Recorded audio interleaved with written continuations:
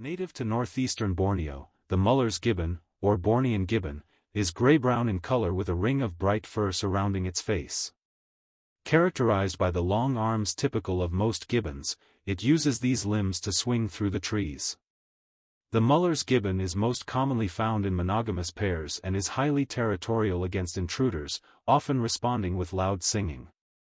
Interestingly, the female tends to be more dominant over the male, especially in terms of vocalizations, which is how the pair maintains a bond and establishes territory. The Müller's gibbon also uses social grooming to reinforce bonds between individuals. An omnivore, it lives on a diet of fruits, immature leaves and insects that can be found within the rainforest. It is an important disperser of seeds for many tree species within the forest. The red-bellied lemur is a species of lemur endemic to Madagascar. This primate inhabits a long, narrow strip of intact primary and secondary rainforest along the island's eastern coast.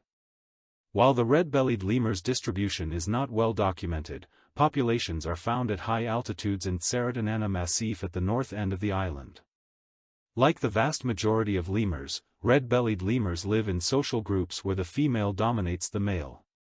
In this case the groups are very small, normally made up of a pair of adults and their offspring. They are mainly diurnal, but can also be active at night. The group communicates through different vocalizations.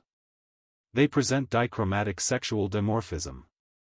The body is basically brown in both sexes, but females have a lighter chest and belly. The male has a black tail, face and nose, with a white halo around the eyes. This coloration is similar in the female, but the eye halo is smaller.